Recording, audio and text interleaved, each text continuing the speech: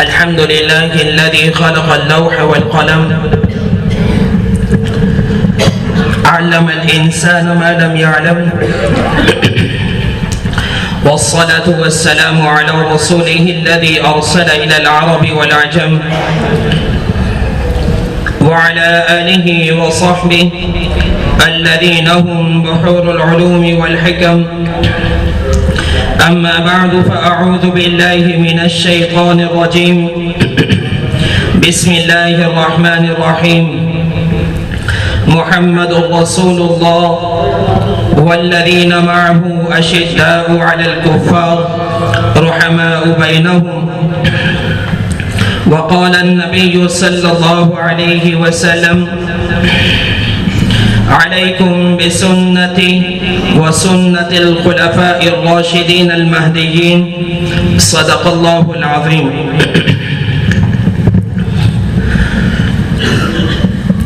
وقت کافی بیت گیا، لیکن حافظ عثمان معاویہ صاحب وہ تشریف لائے، انہوں نے بہت خوبصورت کلام آپ کے سامنے پیش کیا. پھر ان کی مصروفیت بھی زیادہ تھی، مصروفیت کے باوجود بھی وہ تشریف لائے. اللہ تعالیٰ ان کو بہترین جزا عطا فرمائے.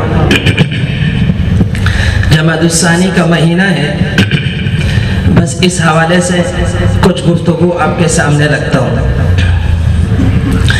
نبی اکرم صلی اللہ علیہ وسلم کی پیدائش ہوئی. کسریٰ کے بادشاہ نے خواب دیکھا، اور اس نے خواب بہت مشہور ہے، جو دیکھا ہم میں سے اکثر کو یاد ہے. اس نے خواب یہ دیکھا کہ میرے محل کے 14 کنگرے گر گئے، دریائے صحابہ خشک ہو گیا، اور جو آگ 1000 سال سے لگی تھی وہ بجھ گئی، اور عربی اونٹ وہ گھوڑوں کو کھینچ کر لے کر جا رہے ہیں. اس نے اپنے دربار کے علماء کو بلایا اور بلا کر اس خواب کی تعبیر پوچھی. دربار کے علماء نے منع کر دیا کہ ہمیں اس خواب کی تعبیر نہیں آتی. اگر اس وقت اس خواب کی کوئی تعبیر بتا سکتا ہے تو وہ سطیح ہے، آپ سطیح کو بلائیے. سطیح کو جب بلایا گیا تو سطیح سے کہا کہ اس خواب کی تعبیر بتائیے کہ یہ خواب کیا ہے. سطیح نے کہا میرا علم اس خواب کی تعبیر سے باہر ہے. اس وقت روئے زمین پر صرف ایک ہی شخص ہے جو میرا ماموں ہے، وہی اس کی تعبیر بتا سکتا ہے، اس کے علاوہ کوئی اس کی تعبیر نہیں بتا سکتا. پوچھا کون؟ کہا عبد المسیح جو غسان میں رہتا ہے. اس نے کہا کچھ بھی کرو، اس سے اس خواب کی تعبیر پوچھ کر آؤ، اس خواب نے مجھے بے چین کر رکھا ہے. سطیح نے کہا مجھے اتنا وقت دیا جائے کہ میں غسان جا کر اس سے اس خواب کی تعبیر پوچھوں اگر وہ زندہ ہے. مجھے نہیں لگتا کہ وہ زندہ ہے، یا وہ اگر وہ زندہ ہوگا تو زندگی اور موت کی لڑائی لڑ رہا ہوگا، لیکن میں ہر ممکن کوشش کروں گا کہ اس حالت میں پہنچوں کہ اس خواب کی تعبیر وہ زندہ ہو تو اس خواب کی تعبیر پوچھ لوں. تو سطیح نے سفر کیا، غسان پہنچا تو عجب بات تھی کہ وہ زندگی کی آخری سانسیں لے رہا تھا اور غشی کی حالت میں تھا. تو اس نے جب اپنے ماموں کو اٹھایا اور کہا سطیح نے مسیح کو اٹھایا اور کہا مسیح انا سطیح، آنکھیں کھولو، میں سطیح ہوں جو ایران سے آیا ہوں اور بادشاہ کا پیغام لے کر آیا ہوں. اس نے بڑا جھنجھوڑا، لیکن وہ غشی کی حالت میں تھا اور اپنی سانسوں کو توڑ رہا تھا. لیکن بڑی مشکل سے جب اس نے آنکھیں کھولی اور اپنے بھانجے کے چہرے پر جب نظر ڈالی تو اس نے کہا جئتنی ان تسألنی ان خمود النیران، تم میرے پاس اس لیے آئے ہو تاکہ تم پوچھو کہ وہ آگ کیوں بجھی ہے. تم اس لیے آئے ہو کہ تم مجھ سے پوچھو کہ وہ آگ کیوں بجھی ہے. اس نے کہا ہاں جلدی جلدی بتائیے کہ وہ آگ کیوں بجھی ہے، وہ کنگرے کیوں گرے ہیں، مجھے اس کے بارے میں جلدی سے بتاؤ، اس لیے کہ تمہارا سانس اکھڑ رہا ہے. تو اس نے بتایا کہ وہ جو آگ بجھی اور وہ جو 14 کنگرے گرے اس کے بارے میں تفصیل بتائی. کہا 14 کنگرے گرنے کا مطلب یہ ہے کہ بادشاہ کی بادشاہ 14 نسل تک چلے گی، 14 نسل کے بعد بادشاہ کی بادشاہ اس کے خاندان سے ختم ہو جائے گی. آگ بجھنے کا مطلب یہی ہے کہ وہ آخری نبی جسے ہماری کتاب میں محمد بن عبداللہ لکھا ہے وہ پیدا ہو گیا ہے اور اس پر ایمان لایا جائے گا اور اس پر ایک کتاب نازل کی جائے گی جسے قرآن کہتے ہیں۔ اور تم نے جو دیکھا کہ وہ عربی نسل کے جو اونٹ ہیں وہ بہترین گھوڑوں کو کھینچ کر لے کر جا رہے ہیں، اس کا مطلب یہ ہے کہ وہ وہاں کی فوجیں اس سلطنت کو فتح کریں گی، اور فتح کرنے کے بعد وہ تمہارے تمام مال اور اہم چیزوں کو مال غنیمت بنا کر لے جائیں گی۔ اور یہ اس وقت ہوگا جب قرآن نازل ہوگا، وہ قرآن کی تلاوت کثرت سے کریں گے۔ ابھی قرآن نازل ہونے میں 40 سال ہیں، قرآن نازل ہونے میں 40 سال باقی ہیں، اور عبد المسیح غسانی یہ غسان کی مملکت کے اندر اپنی آخری سانسوں کو توڑ رہا ہے، اور سطیح اپنے بھانجے کو یہ بات اور خواب کی تعبیر بتا رہا ہے۔ تو سطیح ایران کے بادشاہ کو آ کر کہتا ہے کہ ایران کے بادشاہ سے کہتا ہے کہ یہ خواب کی تعبیر ہے، اور بادشاہ جب سنتا ہے کہ 14 نسل تک میری بادشاہت چلے گی تو اطمینان کر لیتا ہے کہ 14 نسل بہت دور ہے، 14 نسل بہت دور ہے، اور اس پر وہ شکر ادا کرتا ہے کہ 14 نسل تک بادشاہت میرے خاندان میں رہے گی۔ اسی اثنا میں عمر بن الخطاب رضی اللہ تعالیٰ عنہ کا سفر ہوتا ہے شام کی طرف۔ شام میں جب وہ سفر ہوتا ہے تو شام میں تجارت کے لیے وہ آتے ہیں، تو ایک راہب ایک صومعہ پر کھڑا ہے، اور صومعہ پر کھڑا ہو کر حضرت عمر بن الخطاب رضی اللہ تعالیٰ عنہ کو دیکھتے ہیں۔ حضرت عمر رضی اللہ تعالیٰ عنہ تیز دوڑ سے وہ بھاگ رہے ہیں اور صومعہ کی طرف آ رہے ہیں۔ مسئلہ یہ ہوا کہ حضرت عمر رضی اللہ تعالیٰ عنہ اور ایک شامی کی آپس میں لڑائی ہو گئی۔ حضرت عمر رضی اللہ تعالیٰ عنہ نے ان کو ایک زور سے مکہ مارا، وہ مر گیا۔ شامی لوگ بڑے نازک ہوتے ہیں، نازک مزاج ہوتے ہیں۔ حضرت عمر رضی اللہ تعالیٰ عنہ نے جب مکہ مارا وہ مر گیا۔ جب مرا تو شامی لوگوں نے کہا اس اعرابی کو پکڑو، اس نے ہمارے ایک بندے کو قتل کر دیا۔ حضرت عمر رضی اللہ تعالیٰ عنہ نے دوڑ لگائی، تو جب شہری دیہاتی کو پکڑے بہت مشکل ہے، کیوں دیہاتی بہت تیز بھاگتا ہے، تو حضرت عمر رضی اللہ تعالیٰ عنہ تیزی سے آگے نکلے تھے۔ وہ راہب اپنے صومعے پر کھڑا تھا، تو صومعے پر جب کھڑا تھا تو اس نے حضرت عمر رضی اللہ تعالیٰ عنہ کو کہا اندر آ جاؤ۔ حضرت عمر رضی اللہ تعالیٰ عنہ کو اندر بلا کر دروازے کو بند کیا، باہر کھڑا ہو گیا، اور پھر وہاں سے جب وہ شامی لوگ گزرتے ہوئے کہنے لگے حضرت آپ نے اس قط کا ایک نوجوان دیکھا ہے جو عرب سے آیا ہے اور تیزی سے بھاگ رہا تھا، کیا آپ کے پاس تو نہیں آیا؟ حضرت عمر رضی اللہ تعالیٰ عنہ نے کہا، راہب نے کہا جاؤ یہاں سے، یہاں کوئی نہیں ہے، ان سب کو اپنے صومعے سے بھگا دیا۔ خود پھر اندر گیا، اندر جانے کے بعد کہا کہاں سے ہو؟ کہا مکہ سے۔ کہا عرب سے۔ کہا عرب میں کہاں سے ہو؟ کہا مکہ سے۔ کہا میرا علم کہتا ہے ایک نبی پیدا ہونے والا ہے، کیا تمہارے ہاں وہ نبی پیدا ہو چکا جس کا نام محمد ابن عبداللہ ہے؟ کہا ہمارے ہاں کوئی ایسا نبی ابھی نہیں آیا۔ کہا وہ نبی، میرا علم کہتا ہے کہ وہ نبی آنے والا ہے، اور میرا علم یہ بھی کہتا ہے کہ تیرا اس کے ساتھیوں میں لکھا ہوا ہونا ثابت ہے۔ پھر میرا علم یہ بھی کہتا ہے، میری کتاب یہ کہتی ہے کہ جس سرزمین پر میں موجود ہوں تیری فوجیں اس سرزمین کو فتح کریں گی۔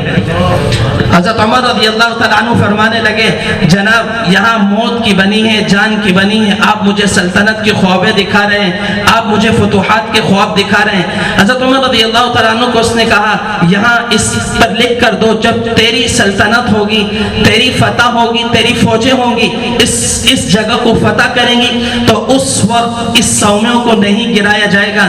حضرت عمر رضی اللہ تعالیٰ عنہ نے فرمایا حضرت میرے ساتھ مذاق نہ کریں، میری جان پر بنی ہے، نہ وہ نبی آیا ہے نہ اس کا میں ساتھی بنا ہوں، اتنا بڑی سلطنت کہ وہ عرب سے چلے گی، پھر میں شام کو فتح کروں گا، اتنی بڑی فوج ہوگی۔ حضرت عمر رضی اللہ تعالیٰ عنہ کو اس نے کہا لکھ کر دیتے ہو یا میں تمہیں حوالے کروں؟ اسے کہا نہیں، لکھ کے دینے سے میری جان چھوٹتی ہے، میں لکھ کے دیتا ہوں، اگر میری جان بخشی جاتی ہے۔ حضرت عمر رضی اللہ تعالیٰ عنہ نے لکھ کر دیا کہ اگر میں فاتح بنا، میں سلطان بنا، میری فوجوں نے اس علاقے کو فتح کیا، میں اس صومعوں کو نہیں گراؤں گا۔ نیچے سائن کیا، اور سائن کرنے کے بعد اس نے حضرت عمر رضی اللہ تعالیٰ عنہ کی حفاظت کی۔ حضرت عمر رضی اللہ تعالیٰ عنہ کی حفاظت کرنے کے بعد بالکل اطمینان سے انہیں شام سے رخصت کیا، وہ عرب آ گئے، بات آئی گئی ہو گئی، وقت گزر گیا، رسول اللہ صلی اللہ علیہ وسلم نے نبوت کا اعلان فرمایا۔ حضرت عمر رضی اللہ تعالیٰ عنہ ایمان نہیں لائے۔ 40ویں نمبر پر حضرت عمر رضی اللہ تعالیٰ عنہ ایمان لے کر آئے۔ یہ ایک واحد صحابی ہے جو 40ویں نمبر پر ایمان لے کر آنے کے بعد 38 آدمیوں کو کراس کر کر دوسرے نمبر پر آیا۔ باقی کوئی صحابی کسی صحابی کو کراس نہ کر سکا، اعمال کے اعتبار سے، صفات کے اعتبار سے، کسی بھی اعتبار سے کراس نہ کر سکا ماں سوائے حضرت عمر رضی اللہ تعالیٰ عنہ کے۔ حضرت عمر رضی اللہ تعالیٰ عنہ 40ویں نمبر پر ایمان لائے، سب کو کراس کیا اور دوسرے نمبر پر آئے، لیکن پہلے نمبر پر آنے کی بڑی کوشش کی لیکن پہلے نمبر کو کراس نہ کر سکے۔ رسول اللہ صلی اللہ علیہ وسلم نے نبوت کا اعلان فرمایا اور نبوت کا اعلان فرمانے کے بعد آپ نے 13 سال مکہ المکرمہ میں گزارے، 10 سال مدینہ المنورہ میں گزارے۔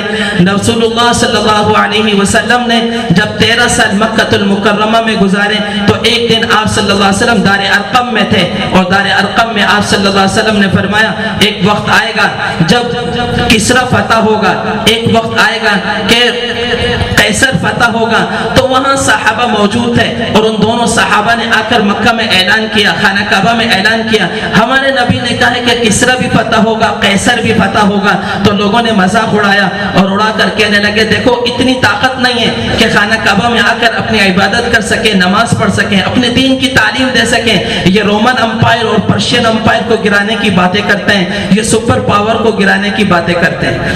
انہوں نے مذاق اڑایا، مذاق اڑانے کے بعد وقت گزرتا چلا گیا، مسلمانوں کی طاقت بڑھتی چلی گئی۔ نبی اکرم صلی اللہ علیہ وسلم کی زندگی کا ایک ایک پہلو آپ اٹھا کر دیکھیں، 13 سال کی زندگی کا پہلو اٹھائیں، صبر ہے، تلقین ہے، اخلاق کا اعلیٰ مقام ہے۔ عبداللہ بن ابی امیہ رضی اللہ تعالیٰ عنہ یہ آپ کے پھوپھی کے بیٹے تھے۔ فتح مکہ کے موقع پر حضرت ابو سفیان بن حارث رضی اللہ تعالیٰ عنہ کے ساتھ مسلمان ہوئے، سفارشی حضرت عباس بن عبد المطلب رضی اللہ تعالیٰ عنہ کو بنایا، اور جب رسول اللہ صلی اللہ علیہ وسلم کے پاس آئے تو آپ صلی اللہ علیہ وسلم نے فرمایا مجھے ابو سفیان بن حارث اور عبداللہ بن ابی امیہ کے ایمان کی ضرورت نہیں ہے۔ ام سلمہ رضی اللہ تعالیٰ عنہ نے بہت بڑا کردار ادا کیا۔ ام سلمہ رضی اللہ تعالیٰ عنہ نے فرمایا اللہ کے رسول آپ تو صلہ رحمی کرتے ہیں، آپ نے بڑے بڑے دشمنوں کو معاف کیا، بڑے بڑے قاتلوں کو معاف کیا، ایک آپ کا تائی کا لڑکا ابو سفیان بن حارث، ایک آپ کی پھوپھی کا لڑکا عبداللہ بن ابی امیہ، دونوں آپ کے قریبی رشتہ دار ہیں، آپ ان کو معاف کریں اور ان کے ایمان کو قبول کریں۔ آپ صلی اللہ علیہ وسلم نے ام سلمہ رضی اللہ تعالیٰ عنہ کی سفارش پر دونوں کے ایمان کو قبول کیا۔ عبداللہ بن ابی امیہ رضی اللہ تعالیٰ عنہ نے ایسا کیا عمل کیا تھا کہ رسول اللہ صلی اللہ علیہ وسلم نے ان کے ایمان کو قبول کرنے سے منع فرمایا؟ مکہ کی زندگی میں یہ رسول اللہ صلی اللہ علیہ وسلم کے پاس آئے اور آ کر کہنے لگے محمد ایک سیڑھی لے کر آؤ جو زمین سے آسمان پر جاتی ہو، تم زمین سے آسمان پر چڑھو، پھر واپس جب آؤ تمہارے پاس ایک تسجیل ہو، ایک پرچی ہو اور 2 فرشتے ہوں، اور وہ دونوں فرشتے گواہی دیں کہ اللہ نے محمد ابن عبداللہ کو اپنا نبی اور رسول بنایا ہے، اور وہ اس پر اللہ نے لکھ کر بھی دیا ہو، مہر بھی لگایا ہو، میں تب بھی تجھے اللہ کا رسول نہیں مانوں گا۔ آپ کو یہ بات نہیں بھولی، آپ کو یہ بات نہیں بھولی۔ اسی پر حضرت علی فرماتے ہیں جراحت السنان لا التیام ولا یلتام ما جرح اللسان، کہ تیر اور تلوار کا جو زخم ہے وہ ٹھیک ہو جاتا ہے، بھر جاتا ہے، لیکن جو زبان کا زخم ہے وہ کبھی نہیں بھرتا، وہ ہمیشہ ہرا رہتا ہے۔ تو رسول اللہ صلی اللہ علیہ وسلم نے محنت فرمائی، اور پھر ہجرت کا زمانہ آیا اور آپ ہجرت کر رہے تھے۔ یہاں 2 قصے آپ کو بتاتا ہوں۔ ہجرت کے موقع پر ایک آیت نازل ہوئی اذن للذین یقاتلون فی سبیل اللہ، جہاد کی اجازت اللہ تعالیٰ نے ہجرت کی رات عطا فرمائی۔ آپ ہجرت فرما رہے تھے، اللہ نے جہاد کا حکم ہجرت کی رات نازل فرمایا، یہ آیت ہجرت کی رات نازل ہوئی۔ دوسری جب آپ صلی اللہ علیہ وسلم بالکل صحرا میں چل رہے تھے، سراقہ ابن مالک کا گھوڑا وہ تیز دوڑتا ہوا آپ کے قریب آیا۔ ابو بکر رضی اللہ تعالیٰ عنہ نے فرمایا یا رسول اللہ، سراقہ ابن مالک بالکل بالکل سر پر پہنچ گیا اور اس کا ارادہ اچھا نہیں لگتا. آپ نے فرمایا آنے دو, اگر اچھی نیت سے آئے گا ٹھیک ہے, بری نیت سے آئے گا تو اللہ ہمارے ساتھ ہے. سراقہ ابن مالک کا گھوڑا جیسے قریب پہنچا, آپ صلی اللہ علیہ وسلم نے تیز نگاہوں سے جب اس کے گھوڑے پر نظر ڈالی تو اس کے گھوڑے کے پاؤں گھٹنے تک زمین میں دھس گئے. وہ سمجھ گیا یہ کوئی عام شخص نہیں ہے, یہ ایسا شخص ہے جس کی مدد کرنے والا کوئی بہت طاقتور ہے. وہ گھوڑے سے اترا اور آپ صلی اللہ علیہ وسلم کے آگے ہاتھ باندھ کر کھڑا ہوا اور کہنے لگا اللہ کے رسول مجھے معاف کر دیجئے, میرے گھوڑے کے پاؤں باہر نکل آئے. آپ نے معافی کا اعلان کیا, اس کی نیت پھر بدلی, وہ گھوڑے کی زین پر بیٹھا. پھر آپ صلی اللہ علیہ وسلم کی طرف جب بڑھنے لگا تو پاؤں پھر زمین میں دھسے. اس نے پھر معافی مانگی. تیسری دفعہ پھر جب اس نے ارادہ کیا پاؤں کے زمین پہ پھر دھسے. پھر آ کر کہنے لگا اللہ کے رسول میں اب آپ پر ایمان لاتا ہوں, آپ اللہ کے رسول ہیں, مجھے معاف کریں, تحریری طور پر لکھ کر دیں کہ جب آپ مکہ کو فتح کریں گے تو آپ کی فوجیں اور آپ مجھے کچھ نہیں کہیں گے, مجھے تحریری طور پر لکھ کر دیں. سراقہ ابن مالک رضی اللہ تعالیٰ عنہ کو رسول اللہ صلی اللہ علیہ وسلم نے فرمایا سراقہ وہ کیسا زمانہ ہوگا جب پرشین امپائر کے بادشاہ کے کنگرے تیرے ہاتھ میں ہوں گے. سراقہ ابن مالک نے کہا پرشین امپائر کا بادشاہ, اس کے کنگرے وہ جو ہاتھوں میں پہنتا ہے وہ میرے ہاتھ میں ہوں گے. اور رسول اللہ صلی اللہ علیہ وسلم کہہ رہے ہیں پرشین امپائر اس وقت بالکل سپر پاور تھی, تو پرشین امپائر کے بادشاہ کے دو خاص کنگرے تھے.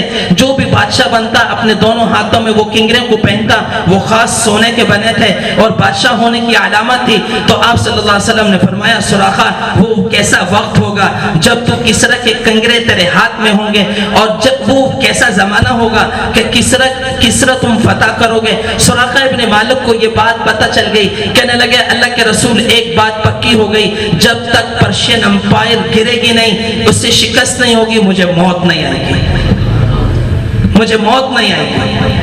یہ بات پکی ہو گئی. سراقہ ابن مالک رضی اللہ تعالیٰ عنہ نے تحریری طور پر لکھوایا اور اس کو اپنے پاس سیو کرایا کہ پتہ تھا کہ مکہ کو فتح کریں گے, پھر ایسا نہ ہو کہ آپ کی سلطنت ہو اور بادشاہ ہو اور مجھے قتل کر دیا جائے. آپ صلی اللہ علیہ وسلم مدینہ المنورہ تشریف لے گئے. وہاں پر آپ صلی اللہ علیہ وسلم نے 27 غزوات لڑے, 56 سرایا آپ صلی اللہ علیہ وسلم نے اپنے دست مبارک سے بھیجے. آخری لشکر جو آپ صلی اللہ علیہ وسلم نے بھیجا وہ اسامہ ابن زید رضی اللہ تعالیٰ عنہ کا تھا. اسامہ ابن زید 17 سال کا نوجوان لڑکا تھا, لیکن بڑے بڑے صحابہ اس کے ماتحت تھے اور اس کی امارت میں تھے. اسامہ ابن زید 16 سے 17 سال کا نوجوان لڑکا, اس کے ماتحت حضرت علی رضی اللہ تعالیٰ عنہ موجود تھے, اصحاب بدر موجود تھے اور انصار کے بڑے بڑے صحابہ اس لشکر اور اسامہ ابن زید کے ماتحت تھے. یہاں تک عمر بن الخطاب اور علی المرتضی رضی اللہ تعالیٰ عنہ بھی اس لشکر میں شامل تھے. یہ لشکر آگے جا کے رکا. انہیں معلوم تھا کہ اللہ کے رسول صلی اللہ علیہ وسلم کی حالت بہت نازک ہے اور آپ صلی اللہ علیہ وسلم کی طبیعت بہت زیادہ خراب ہے. یہ مدینہ سے باہر جا کر رک گیا, قیام کیا. انہیں جب پتہ چلا کہ اللہ کے رسول صلی اللہ علیہ وسلم دنیا سے چلے گئے, یہ مدینہ میں واپس آئے, تو خلافت کا بار حضرت ابو بکر صدیق رضی اللہ تعالیٰ عنہ پر آیا. ابو بکر صدیق رضی اللہ تعالیٰ عنہ, مہاجرین اور انصار صحابہ یہ آپس میں اختلاف کرنے لگے کہ آیا انصار صحابہ میں سے کوئی صحابی وہ مسلمانوں کا خلیفہ بنے گا یا مہاجرین میں سے کوئی مہاجر صحابی وہ مسلمانوں کا خلیفہ بنے گا. یہ سب سے پہلی روایت تھی جو ابو بکر صدیق رضی اللہ تعالیٰ عنہ منبر پر آئے اور منبر پر آ کر کہنے لگے سمعت رسول اللہ صلی اللہ علیہ وسلم الائمۃ من قریش, کہ میں نے اللہ کے رسول سے سنا ہے کہ خلیفہ قریش میں سے ہوگا. تو انصار ایک طرف ہو گئے, پھر قریش نے آپ صلی اللہ علیہ وسلم کے جانشین میں ابو بکر رضی اللہ تعالیٰ عنہ کو اپنا خلیفہ بنایا. ابو بکر رضی اللہ تعالیٰ عنہ جب خلیفہ بنے تو اسلام 9 لاکھ مربع میل زمین پر پھیل چکا تھا, یعنی پورا عرب جو پورا عرب تھا اس پورے عرب میں اسلام پھیل چکا تھا ماں سوا ایک صوبے کے غسان کے. یہ قبیلہ آپ صلی اللہ علیہ وسلم کے زمانے میں مسلمان نہیں ہوا, یہ آج تک مسلمان نہیں ہوا, یہ آج تک بدبخت ہے. مسلمان رہتے ہیں, یہ عرب کا قبیلہ ہے, لیکن رسول اللہ صلی اللہ علیہ وسلم کے زمانے میں مسلمان نہیں ہوئے, ابو بکر کے زمانے میں مسلمان نہیں ہوئے, عمر رضی اللہ تعالیٰ عنہ کے زمانے میں مسلمان نہیں ہوئے. تو غسان کے بادشاہ نے ہر ممکن کوشش کی کہ کسی طریقے بھی مسلمانوں کو شکست دی جائے, مسلمانوں کی بڑھتی ہوئی طاقت کو روکا جائے. مسلمانوں کو کسی طریقے سے بھی نقصان پہنچایا جائے تو غسان کے بادشاہوں نے ہمیشہ کوشش کی. لیکن ابو بکر رضی اللہ تعالیٰ عنہ جب خلیفہ مقرر ہوئے تو خلیفہ مقرر ہونے کے بعد ابو بکر رضی اللہ تعالیٰ عنہ نے سب سے پہلا کام کیا جو آج تمام ملکوں کے لا میں یہ بات موجود ہے. یہ کام سب سے پہلے ابو بکر رضی اللہ تعالیٰ عنہ نے کیا اور سنہری کام تھا جو آج ہمارے ملک کا آئین بھی ہے, ہر ملک کا آئین ہے. یہ کام ابو بکر رضی اللہ تعالیٰ عنہ نے کیا. وہ کام کیا کیا؟ صحابہ کو بلا کر فرمانے لگے مدینہ کی ریاست میں جتنے ضعیف, اپاہج, کمزور اور کما نہیں سکتے ان کی لسٹ بنا کر مجھے پیش کی جائے. تو وہ 150 گھرانے تھے اس وقت مدینہ کے اندر جن کا کمانے والا, جن کی مدد کرنے والا کوئی نہ تھا. ابو بکر رضی اللہ تعالیٰ عنہ کے سامنے 150 گھروں کی لسٹ پیش کی گئی. جب پیش کی گئی تو ابو بکر رضی اللہ تعالیٰ عنہ نے ہر گھر کے آگے ایک صحابی لگائے, اپنے نام کے آگے بھی ایک گھر لگایا اور ایک گھر کو خالی چھوڑ دیا. اب حضرت عمر رضی اللہ تعالیٰ عنہ نے یہاں بھی ریس لگائی. لسٹ حضرت عمر رضی اللہ تعالیٰ عنہ کے پاس آئی. حضرت عمر کہنے لگے مزے ہو گئے, ایک گھر وہ آ گیا کفالت میں جو ابو بکر نے دیا ہے, ایک گھر وہ آ گیا جس کے آگے نام نہیں لکھا. تو کہا جس گھر کے آگے نام نہیں لکھا اس گھر کی کفالت پہلے کروں گا, جس گھر کے آگے نام لکھا ہے اس کی کفالت بعد میں کروں گا. حضرت عمر رضی اللہ تعالیٰ عنہ فجر کی نماز ادا کرنے کے بعد اس گھر میں پہنچے, دستک دی, پوچھا من دق الباب, دروازہ کس نے بجایا؟ کہا خادم نے بجایا ہے, آپ کے گھر کے کام کرنے والے نے بجایا ہے, آپ کے گھر کی صفائی کرنے کے لیے آیا ہوں, بکریوں کا دودھ دھونے کے لیے آیا ہوں. تو کہنے لگا خادم آیا تھا کام کر کے چلا گیا, خادم آیا تھا کام کر چلا گیا. حضرت عمر رضی اللہ تعالیٰ عنہ حیران ہو گئے. تو کہا اچھا فجر سے پہلے آیا ہوگا, میں تہجد میں آؤں گا. حضرت عمر رضی اللہ تعالیٰ عنہ تہجد میں آئے, دروازے کو دستک دی. کہا کس نے دروازے کو بجایا؟ کہا آپ کے گھر کے خادم نے. کہا کیوں؟ کہا گھر کا کام کرنا ہے. کہا خادم آیا تھا کام کر کے چلا گیا.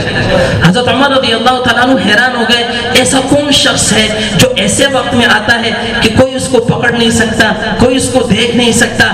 آج میں عشاء کی نماز کے بعد بیٹھوں گا, میں دیکھوں گا اسے دیکھتا کون ہے, اس گھر کی کفالت کرتا کون ہے, اس گھر کا خادم ہے کون ہے. جب حضرت عمر رضی اللہ تعالیٰ عنہ اس گھر کے راستے میں بیٹھے اور اس انداز میں بیٹھے کہ آنے والا اور جانے والا دیکھ نہ سکے, تو حضرت عمر رضی اللہ تعالیٰ عنہ بیٹھ گئے. تو جب رات کو بالکل اندھیرا چھا گیا اور کوئی آواز سنائی دینے والا نہ تھا, تو اس وقت ایک شخص آیا, دبے پاؤں آیا اور آ کر اس نے دروازے کو دستک دی. حضرت عمر نے ان کی ہاتھ کو پکڑا. جب پکڑا تو سامنے ابو بکر تھے, سامنے ابو بکر تھے. تو کہا اے امیر المؤمنین آپ نے اپنے پاؤں میں چپل کیوں نہیں پہنی؟ برہنہ پا آپ کیوں آئے ہیں, آپ نے چپل کیوں نہ پہنی؟ تو وہ کہنے لگے میں اس لیے برہنہ پا آیا کہ میرے پاؤں کی چپل کی کھڑکھڑاہٹ سے کسی کی نیند نہ خراب ہو, اس لیے اپنے اس راز کو چھپا کر ننگے پاؤں آیا کہ اس گھر کی کفالت کروں اور واپس چلا جاؤں. فرمانے لگے ابو بکر تو کتنا عظیم ہے, میں رسول اللہ صلی اللہ علیہ وسلم کے زمانے میں بھی تجھ سے آگے نہ نکل سکا اور رسول اللہ کے زمانے کے بعد بھی تجھ سے آگے نہ نکل سکا. ابو بکر رضی اللہ تعالیٰ عنہ نے یہ 150 گھرانے تھے جن کو لائن اپ کیا اور ان کی لسٹ بنائی اور ان کی کفالت کا سب سے پہلا کام ابو بکر رضی اللہ تعالیٰ عنہ نے کیا. آج ہمارے ملک ایشیا کے اندر جو ملک ہیں, ان کے علاوہ جتنے بھی ملک ہیں, سعودیہ ہے, UAE ہے, مڈل ایسٹ ہیں, وہاں پر یہ لا ہے کہ جتنے بھی مجبور اور وہ لوگ جو بیوہ ہو, وہ خواتین جو بیوہ ہو جاتی ہیں جن کا کوئی کمانے والا نہیں ہوتا, گورنمنٹ ان کا وظیفہ جاری کرتی ہے اور گورنمنٹ ان کو بیت المال سے ان کی مدد کرتی ہے, ماں سوا ان ملکوں کے جو ایشیا کے تحت آتے ہیں. ایشیا والے کہتے ہیں ان کے پاس جو ہے وہ بھی ہمارے پاس آ جائے. بہرحال حضرت ابو بکر صدیق رضی اللہ تعالیٰ عنہ کا جو دور خلافت ہے یہ سنہری دور ہے, لیکن آپ صلی اللہ علیہ وسلم نے کے زمانے میں ایک شخص تھا, اس کا نام تھا مسلمہ کذاب. مسلمہ اس کا نام تھا. اس نے خط آپ صلی اللہ علیہ وسلم کو بھیجا اور لکھا اس خط کے اندر کہ میں بھی اللہ کا رسول ہوں اور آپ بھی اللہ کے رسول ہیں. جس طرح بادشاہت اور سلطنت آپ کے پاس ہے اسی طرح بادشاہت اور سلطنت میرے پاس بھی ہے, بس یہ کہ اگر ہم تقسیم کر لیں تو زیادہ بہتر ہے کہ آدھی آپ کے پاس رہے آدھی میرے پاس رہے. آپ صلی اللہ علیہ وسلم نے فرمایا انت کذاب, تم مسلمہ کے ساتھ کذاب کا لفظ اس لیے لکھا جاتا ہے اور بولا جاتا ہے کہ رسول اللہ صلی اللہ علیہ وسلم نے کذاب کہا، اور آپ صلی اللہ علیہ وسلم نے اس کے نام کے ساتھ کہا مسلمہ کذاب ہے، کہ یہ بہت بڑا جھوٹا ہے۔ لیکن رسول اللہ صلی اللہ علیہ وسلم کے انتقال کے بعد دنیا سے رحلت فرمانے کے بعد جو سب سے بڑا معرکہ صحابہ نے لڑا ہے وہ یمامہ کی لڑائی ہے، جہاں مسلمہ کذاب تھا، کیونکہ اس کے ہاتھ پر جو مسلمان ہونے والے، جو ان کے ہاتھ پر بیعت ہونے والے لوگ تھے جو اسے نبی مان رہے تھے وہ بھی 1 لاکھ تھے، اور صحابہ کی تعداد بھی 1.25 لاکھ تھی۔ ابو بکر رضی اللہ تعالیٰ عنہ نے خلافت کا بار سنبھالنے کے بعد دوسرا جو کام کیا، حضرت اسامہ ابن زید کے لشکر کو روانہ کیا۔ تیسرا کام ابو بکر رضی اللہ تعالیٰ عنہ نے جو کیا وہ یہ کیا کہ یمامہ کی طرف ایک لشکر کو تیار کیا، اور لشکر تیار کرنے کے بعد 12,000 کا لشکر تھا جنہیں یمامہ کی طرف بھیجا۔ یمامہ کے لشکر کا جو سپہ سالار تھا وہ خالد ابن ولید رضی اللہ تعالیٰ عنہ کو بنایا۔ زید ابن خطاب رضی اللہ تعالیٰ عنہ مہاجرین کی طرف سے تھے، ان کے ہاتھ میں مہاجرین کا جھنڈا تھا۔ ثابت بن قیس بن شماس رضی اللہ تعالیٰ عنہ کے ہاتھ میں انصار کا جھنڈا تھا۔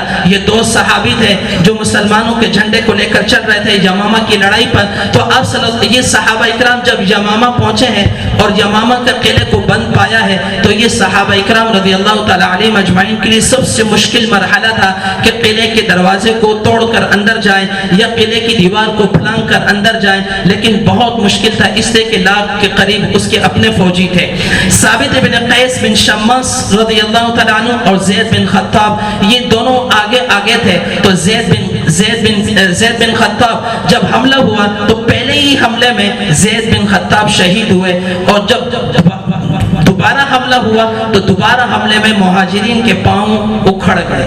جب مہاجرین کے پاؤں اکھڑے تو سالم مولا حذیفہ نے جھنڈے کو اٹھایا۔ تو سالم مولا حذیفہ جیسے ہی جھنڈے کو اٹھاتے ہیں تو انہیں زخم لگتا ہے، جب زخم لگتا ہے تو یہ گرتے ہیں، جب گرتے ہیں تو مسلمانوں کا جھنڈا بھی گر جاتا ہے۔ تو حبیب بن سعید رضی اللہ تعالیٰ عنہ یہ جھنڈے کو اٹھاتے ہیں۔ جب حبیب بن سعید کے ہاتھ میں جھنڈا آتا ہے اور مہاجرین کے پاؤں اکھڑتے ہیں تو خالد ابن ولید 5 صحابہ کو للکارتا ہے۔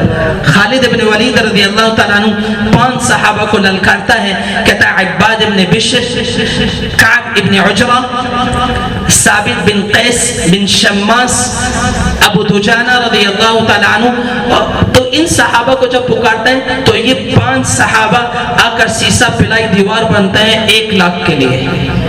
یہ 5 صحابہ اس طرح حملہ کرتے ہیں کہ یہ 5 صحابہ اکرام رضی اللہ تعالیٰ علیہ مجمعین کفار کے پاؤں کو اکھڑنے پر مجبور کرتے ہیں، یہاں تک کہ برا ابن مالک رضی اللہ تعالیٰ عنہ یہ آگے بڑھتے ہیں اور قلعے کے دروازے کو کھولتے ہیں۔ یہ برا ابن مالک رضی اللہ تعالیٰ عنہ قلعے کے دروازے کو کھولتے کھولتے شہید ہو جاتے ہیں۔ ثابت بن قیس رضی اللہ تعالیٰ عنہ بھی شہید ہوتے ہیں۔ ابو دجانہ رضی اللہ تعالیٰ عنہ بھی شہید ہو جاتے ہیں۔ ابو دجانہ رضی اللہ تعالیٰ عنہ یہ کون صحابی ہیں؟ امام بخاری رحمۃ اللہ علیہ یمامہ کی لڑائی کی جب روایت نقل کرتے ہیں بہت خوبصورت انداز میں نقل کرتے ہیں۔ تو یمامہ کی لڑائی کو نقل کرتے ہوئے ابو دجانہ رضی اللہ تعالیٰ عنہ کا کردار بڑے واضح انداز میں نقل کرتے ہیں کہ ابو دجانہ رضی اللہ تعالیٰ عنہ نے کیا عمل کیا۔ تو ابو دجانہ رضی اللہ تعالیٰ عنہ نے جو عمل کیا وہ بھی آپ کو بتاتا چلوں، اور ابو دجانہ ہے کون یہ بھی بتاتا ہوں۔ ابو دجانہ رضی اللہ تعالیٰ عنہ کے ہاتھ میں تلوار تھی۔ آپ صلی اللہ علیہ وسلم نے احد کے میدان میں اپنی تلوار کو یوں سیدھا کھڑا کیا اور فرمایا کون ہے جو اس تلوار کو لے؟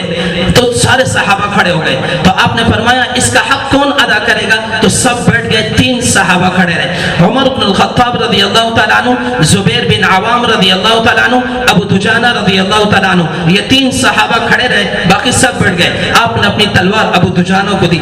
اب زبیر رضی اللہ تعالیٰ عنہ حیران ہو گئے، کہنے لگے میں خالہ کا بیٹا ہوں اور شجاعت مجھ پر بہت زیادہ مشہور ہے، دھاک بیٹھی ہے، مجھے نہیں دیا، ابو دجانہ کو دیا، کوئی خاص بات ہوگی کہ ابو دجانہ کو یہ تلوار دی ہے، خاص بات ہوگی۔ تو ابو دجانہ رضی اللہ تعالیٰ عنہ نے جب تلوار کو لیا تو آپ صلی اللہ علیہ وسلم سے پوچھا اللہ کے رسول اس کا حق کیا ہے؟ تو آپ صلی اللہ علیہ وسلم نے فرمایا عورت کو قتل نہ کرنا، بوڑھے کو قتل نہ کرنا، بچے کو قتل نہ کرنا، پہلی صف میں لڑنا۔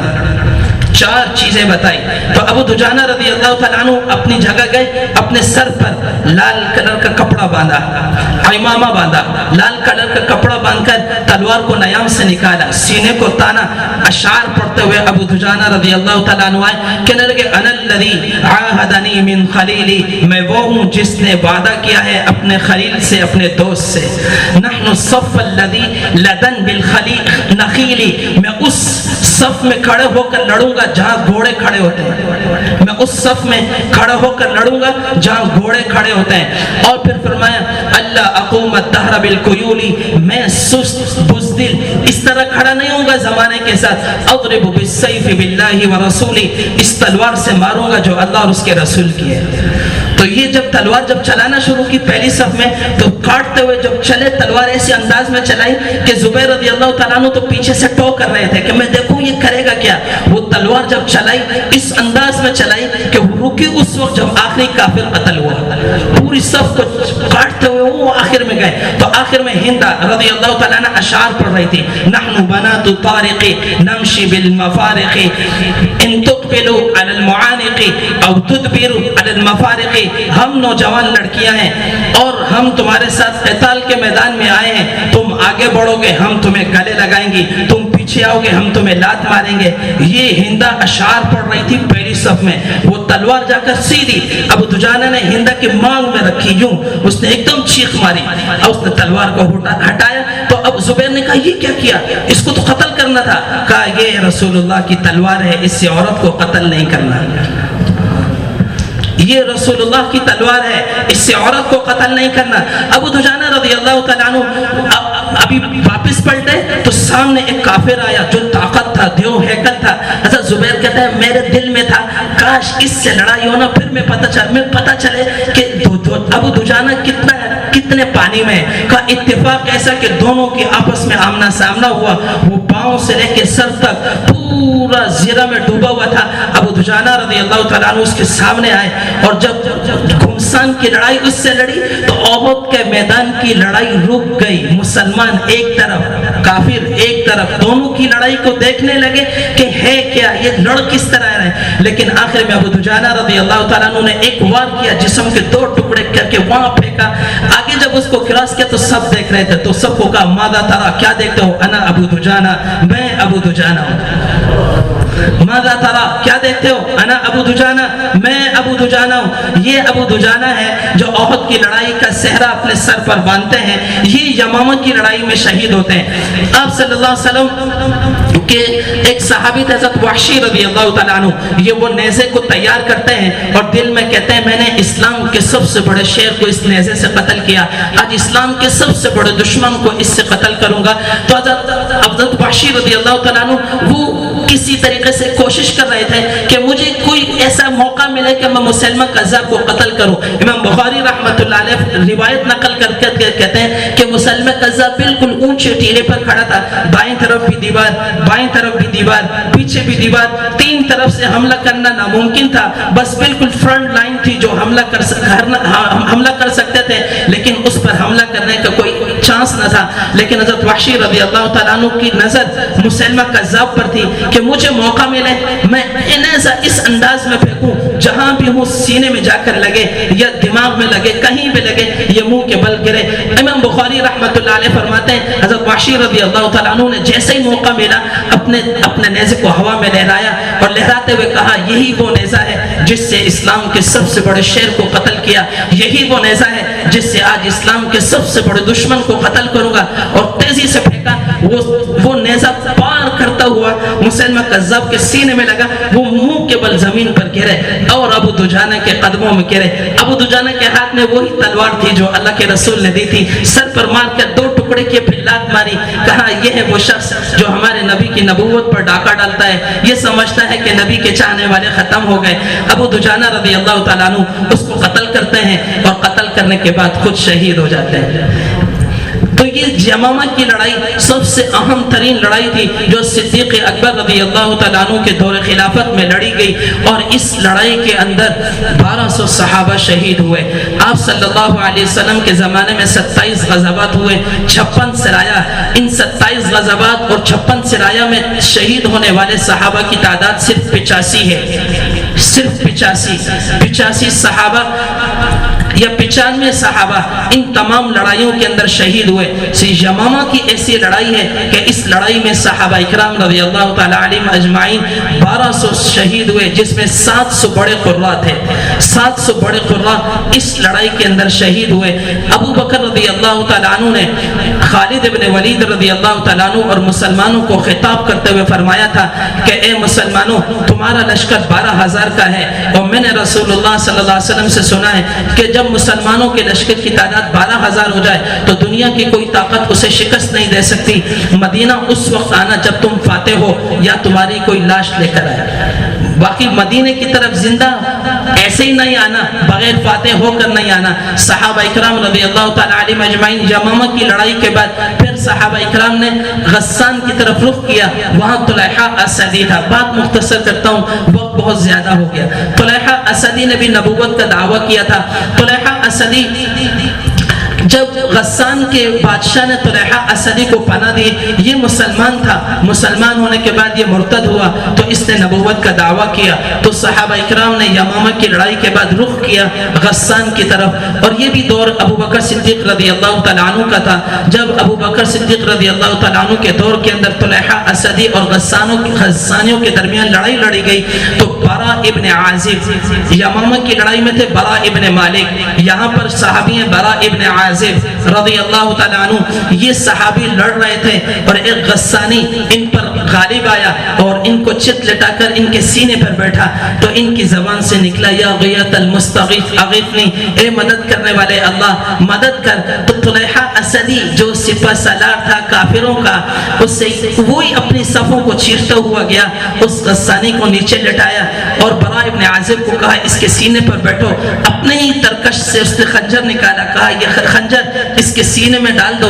تو جب اس نے ڈالنے کے بعد کہا تم نے مجھے پہچانا میں کون ہوں؟ کہا نہیں میں نے آپ کو نہیں پہچانا، کہا میں ہی طلحہ اسدی ہوں، میں ہی طلحہ اسدی ہوں۔ تو برا ابن عازب نے فرمایا کہ تمہاری اس مدد کرنے سے مجھے کوئی خوشی نہیں ہوئی، ہاں اگر خوشی ہوگی تم واپس مسلمان ہو جاؤ اور واپس مدینے آ جاؤ تو ہمیں بہت خوشی ہوگی۔ تو طلحہ اسدی کہنے لگا مجھے صرف عمر بن الخطاب سے ڈر لگتا ہے، عمر کے علاوہ مجھے کسی سے ڈر نہیں لگتا۔ تو طلحہ اسدی کو کہا میں تجھے امان دیتا ہوں، جب میں تجھے امان دوں گا تجھے عمر بن الخطاب رضی اللہ تعالیٰ عنہ وقت کا خلیفہ ابو بکر رضی اللہ تعالیٰ عنہ کوئی بھی مسلمان تجھے غزن نہیں پہنچائے گا، میری امان میں آ جا۔ لیکن طلحہ اسدی نہ مانا، طلحہ اسدی نہ مانا۔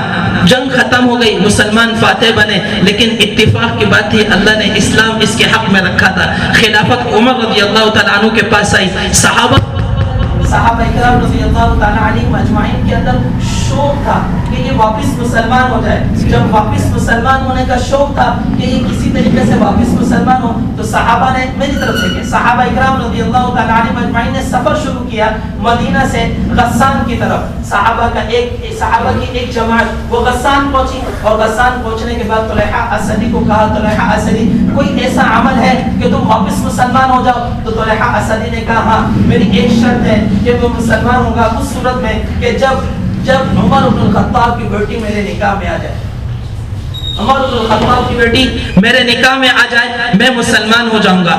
دوسری شرط لکھی کہ عمر بن الخطاب اپنی خلافت سے معزول ہو جائے، میں خلیفہ بنوں مسلمانوں کا تو میں مسلمان ہوتا ہوں۔ تو صحابہ نے فرمایا دیکھو جہاں تک تمہاری بات ہے کہ عمر بن الخطاب کی بیٹی تمہارے نکاح میں آ جائے، ہم نے تمہیں عمر کی بیٹی دے دی، ہم نے تمہیں عمر کی بیٹی دے دی۔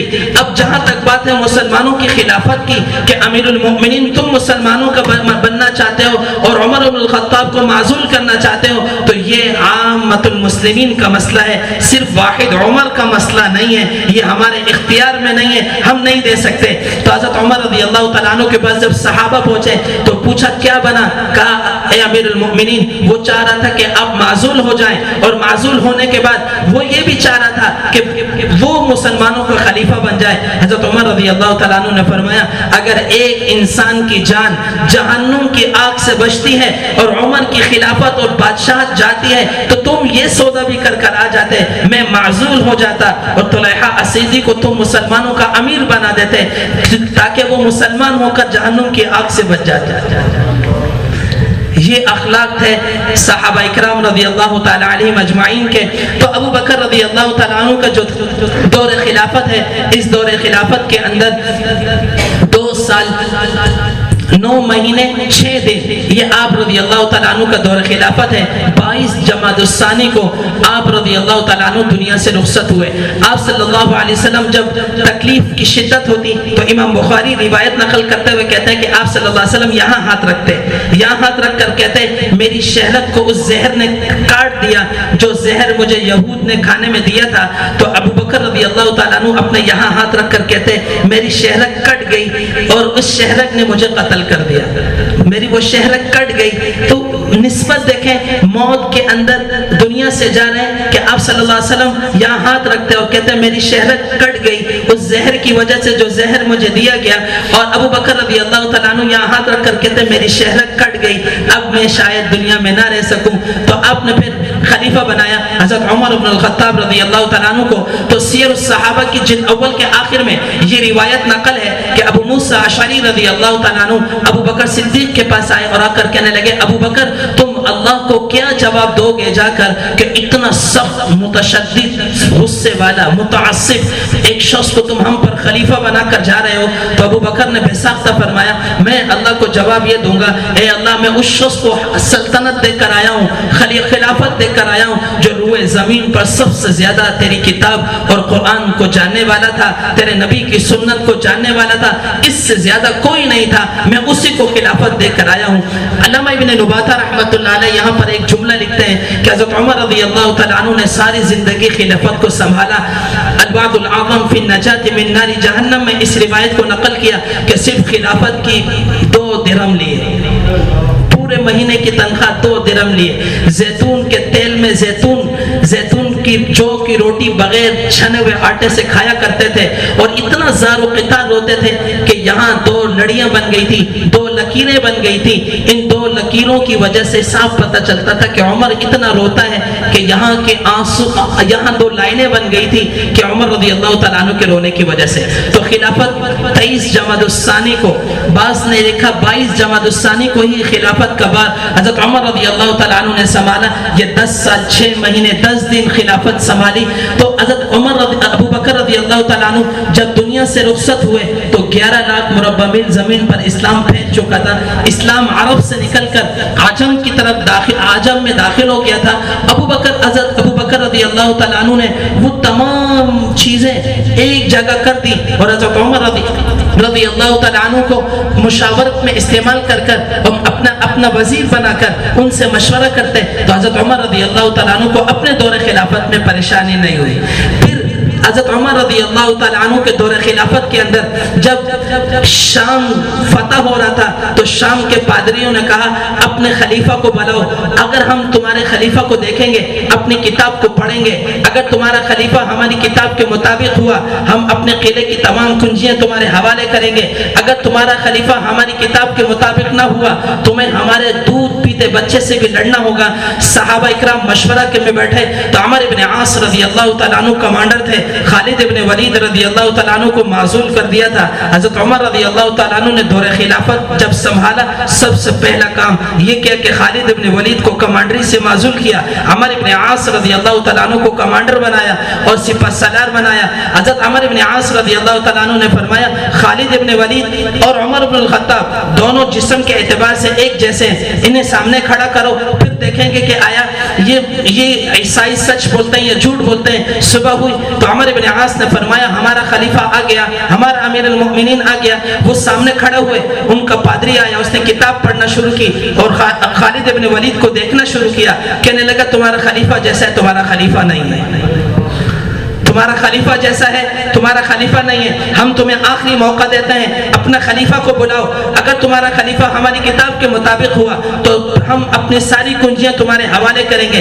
اگر تمہارا خلیفہ ہماری کتاب کے مطابق نہ ہوا تو تمہیں ہمارے دودھ پیتے بچے سے بھی لڑنا ہوگا۔ حضرت نے خط لکھا، مدینہ منورہ پہنچا، 1 مہینے کے بعد صحابہ نے قیام کیا۔ حضرت عمر رضی اللہ تعالیٰ عنہ نے بدرین صحابہ کی شورا بلائی، بلانے کے بعد پوچھا کیا کریں، تو صحابہ نے کہا آپ لڑنے کا حکم دیں، آپ نہ جائیں، آپ کی ضرورت مدینہ میں، قربان جاؤں حضرت علی پر۔ حضرت علی نے فرمایا اے امیر المؤمنین، آپ کے جانے کی وجہ سے اگر ایک خون کا قطرہ گرنے سے بچ جاتا ہے، میری رائے کہ آپ کو سفر کرنا چاہیے۔ حضرت علی المرتضی رضی اللہ تعالیٰ عنہ کے مشورے پر انہوں نے سفر شروع کیا، اپنے غلام اسلم کو لیا، ایک منزل یہ سوار ہوتے، ایک منزل غلام سوار ہوتا۔ جس وقت وہ عین شام میں داخل ہو رہے تھے تو غلام کے بیٹھنے کی باری تھی، امیر کے لگام پکڑنے کی باری تھی۔ غلام نے بڑی کوشش کی کہ حضرت ہم اس وقت دشمن کے ملک میں داخل ہو رہے ہیں، آپ سوار ہو جائیں، اور میں لگام پکڑتا ہوں۔ کہا نہیں، عمر کا انصاف اس کی اجازت نہیں دیتا، میں ایک منزل تب سفر کر چکا ہوں، اب تمہاری باری، تم بیٹھو۔ تو کتاب میں یہ بات بھی لکھی تھی، جب شام میں امیر داخل ہوگا وہ لگام پکڑا ہوگا اور غلام بیٹھا ہوگا سواری پر۔ جب وہ داخل ہو رہے تھے تو پادری کو کہا ہمارا امیر آ گیا، تو اس نے کہا امیر وہی ہے جس نے لگام پکڑی ہے؟ کہا ہاں امیر وہی ہے جس نے لگام پکڑی ہے۔ کہا اس کا کرتا دکھاؤ، تو کرتے پر 18 پیون تھے۔ کہا ہاں کرتے پر 18 پیون ہے۔ کہا ایک پیون چمڑے کا ہوگا؟ کہا ہاں ایک پیون چمڑے کا ہے۔ قلعے کی ساری چابیاں حضرت عمر بن الخطاب کے ہاتھ میں دی۔ حضرت عمر نے وہ خط نکالا، اس کو ایک خط پیش کیا ایک پادری نے کہ یہ خط آپ کے ہاتھ کا ہے، آپ عمر بن الخطاب ہیں۔ حضرت عمر نے اس خط کو دیکھا، روئے، کہا ہاں یہ خط میرے ہاتھ کا ہے، اس سومیوں کو نہ گرایا جائے، میں نے اسلام لانے سے پہلے اس سومے کے گرنے کی حفاظت اور اس کی حفاظت کی تلقین کی تھی اور لکھ کر دیا تھا۔ آج میں فاتح بنا، میری فوجیں فاتح بنی، آج میں اس ملک میں داخل ہوا اور میں فاتح بن کر داخل ہوا۔ حضرت عمر رضی اللہ تعالیٰ عنہ کے دور خلافت میں پھر جب کسرا فتح ہوا تو مسجد نبوی میں وہ قالین تھا، وہ ہیرے اور جواہرات تھے، سب کے چہروں پر خوشیاں تھی، لیکن حضرت عمر کے چہرے پر ایک پسینہ آتا دوسرا پسینہ جاتا، پریشان تھے۔ وہ ہیرے کی ڈھیری پر جاتے، اسے ٹٹولتے، پریشان ہو جاتے، کبھی ایک ڈھیری پر، کبھی دوسری ڈھیری پر، کبھی تیسری ڈھیری پر۔ سب کہتے عمر ساری دنیا خوش ہے، آپ پریشان ہیں؟ کہا ہاں، میرے نبی نے کہا تھا سراقہ کے ہاتھ میں کسرا کے کنگرے ہوں گے، سراقہ کھڑا ہے، کسرا کے کنگرے نہیں ہیں، میرے نبی کی بات جھوٹی ہو نہیں سکتی، میرے نبی نے جو کہا ہے وہ ہوگا۔ سراقہ ابن مالک موجود ہے، کسرا کے کنگرے کہا ہے، وہ کنگرے لا کر دو۔ سارے مال غنیمت کو تلاش کیا گیا، کسرا کے کنگرے نہیں ملے۔ ایک گھوڑ سوار کو دیکھا، تیزی سے وہ گھوڑے کو دوڑاتا آیا، حضرت عمر کی جب نگاہ پڑی تو اس کو دیکھنے لگے، وہ اترنے کے بعد اس نے کہا حضرت مال غنیمت کا ایک بہت قیمتی چیز تھی کہ سپہ سالار نے کہا تھا بالکل آخر میں حفاظت کے ساتھ آپ تک پہنچایا جائے۔ اس نے رومال کے اندر لپیٹ کر حضرت عمر کو پیش کیا، کہا کیا ہے؟ کہا کسرا کے کنگرے۔ آپ نے کھولے، اس کو اٹھایا اور سراقہ ابن مالک کے ہاتھ میں دیے، کہا لوگوں کو بتا میرے نبی نے ہجرت کے وقت میں کہا تھا سراقہ وہ کیسا زمانہ ہوگا جب تو کسرا کے کنگرے اٹھائے گا، آج تو کسرا کے کنگرے اٹھا رہا۔ تو یہ 10 سال 6 مہینے 10 دن خلافت حضرت عمر رضی اللہ تعالیٰ عنہ کی تھی۔ یکم محرم الحرام کو حضرت عمر رضی اللہ تعالیٰ عنہ کا انتقال ہو، شہادت ہوئی۔ 12 سال حضرت عثمان رضی اللہ تعالیٰ عنہ کی خلافت رہی، اور 12 سال کے بعد 18 ذی الحجہ کو حضرت عثمان بن عفان رضی اللہ تعالیٰ عنہ شہید ہوئے۔ 4.5 سال حضرت علی رضی اللہ تعالیٰ عنہ کی خلافت رہی۔ 21 رمضان المبارک کو حضرت علی رضی اللہ تعالیٰ عنہ شہید ہوئے۔ آپ صلی اللہ علیہ وسلم، خلاصہ بتاتا ہوں، حضرت تشریف لائے، آپ صلی اللہ علیہ وسلم دنیا سے تشریف لے گئے، اسلام 9 لاکھ مربع میل زمین پر پھیل چکا تھا۔ حضرت ابو بکر رضی اللہ تعالیٰ عنہ جب دنیا سے تشریف لے گئے تو اسلام 11 لاکھ مربع میل زمین پر پھیل چکا تھا۔ حضرت عمر رضی اللہ تعالیٰ عنہ جب دنیا سے تشریف لے گئے تو اسلام 22.5 لاکھ مربع میل زمین پر پھیل چکا تھا۔ حضرت عثمان رضی اللہ تعالیٰ عنہ جب دنیا سے تشریف لے گئے تو اسلام 44 لاکھ مربع میل زمین پر پھیل چکا تھا۔ حضرت علی رضی اللہ تعالیٰ عنہ کا جو دور خلافت ہے یہ مشاجرات صحابہ کا دور ہے۔